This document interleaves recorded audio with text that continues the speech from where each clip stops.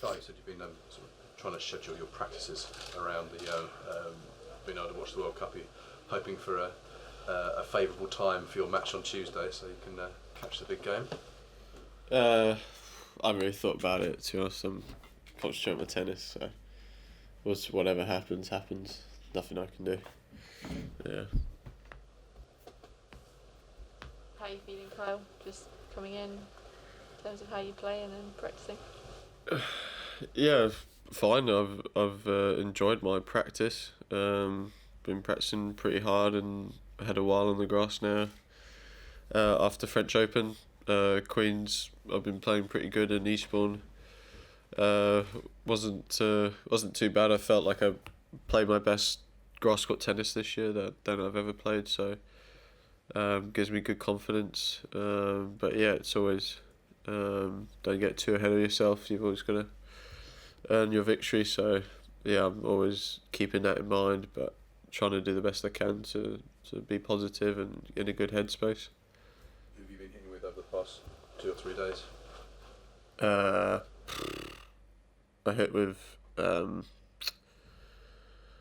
Tara Daniel this morning and St Croix this afternoon, and then last time I hit before that was my match in Eastbourne.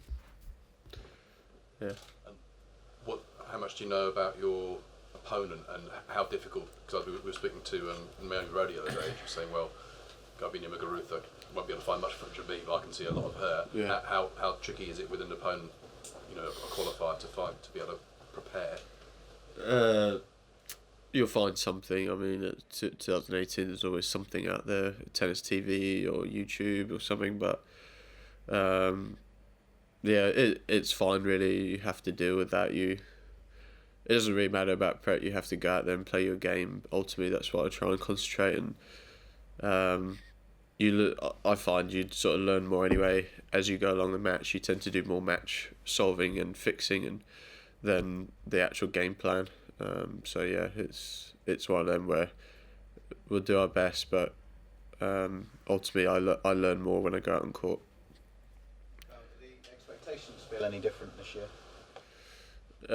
Yeah, I mean, naturally, if they weren't different, there'd probably be a problem, or something was not right. But from going to now British #1, top 20 in the world, people know you a bit better, expect more from you, want you to do better. Ultimately, I myself want to do better, so that's all natural in the world of sport. That when you got the rankings, there's more expectations. So.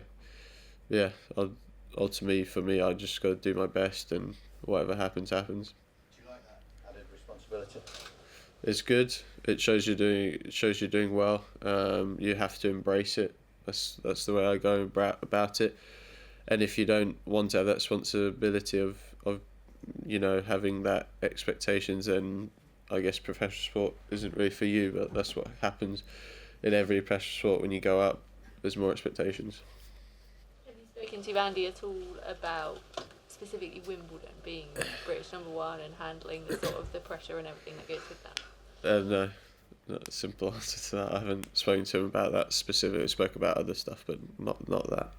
Will you, or are you just confident that you? Not now to a match. I mean, I might sim around, but if I feel like I want to, I will. But I always try and my personality myself is one I like to do stuff on my own and figure it out on my own, but also I have a team around me which I trust and have experience, so relate to them in terms of seeking advice as well, and I'm comfortable with my coaches and people I trust around me. Is Wimbledon, I mean, I know you haven't necessarily had the best results at Wimbledon, but is it somewhere you feel comfortable playing? Yeah, I got more and more comfortable playing just because I was fortunate enough to become a member. So I come here more throughout the years. Just to spend whatever it is, have some food, go to the gym. So play some tennis down here, and yeah, it's more comfortable when you walk in. It's very different in terms of when you come here. It's very quiet. and when you're coming in for the tournament, it's obviously very busy, so that side of it's different. But the surroundings, it's nice to be able to feel like you're coming to your club that you're a member at, and that I think that's helped me quite a bit. Have you ever in the past, or do you even now allow yourself to daydream about what it would feel like to one day win here? I think you do that, like, just as the little kid inside. Every tennis player probably has that sort of thought and feeling what it would be like to feel that. But I always have, like, you know, that dreams how cool it would be to be in that situation. But I'm good at sort of rationalising things, so I know there's a lot that needs to happen before that happens.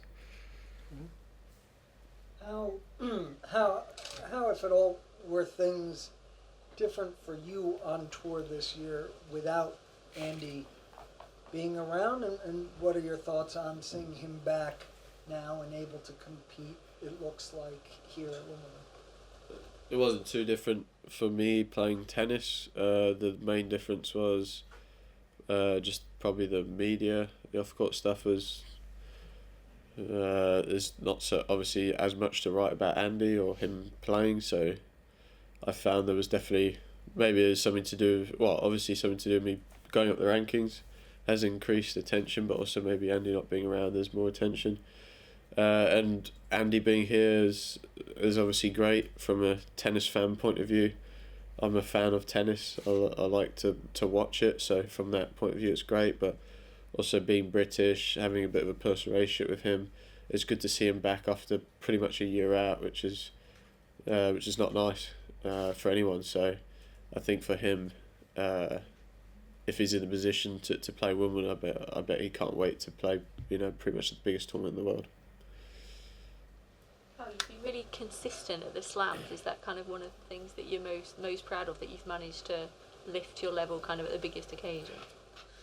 Yeah, you always want to do well at the slams. That's where tennis is at, and yeah, I didn't really I haven't really thought of it in terms of being consistent. I just always try and do my best. But yeah, I mean, if maybe you look at the last sort of few years, I've always, I guess, had a win or a couple of wins there, and obviously gone deep at a few tournaments in terms of fourth round semis. But I don't know. I mean, any tennis player, you want to do well at the slams. That's where it's at. But my goal is sort of to trying a consistent year in terms of every tournament rather than doing well just at slams. But yeah. Roger Federer has been quite dominant here. He's going for a ninth title. Why do you think he has that dominance? I mean, it's easy to see why. I mean, just he's a very good tennis player. I mean, trying to figure out what the words. I mean, he's just a very good tennis player, and probably one of them is he's good on a grass court. That helps, but it doesn't matter. He's won at every surface. He's just one of. You could argue, say he's one of the best players of all time.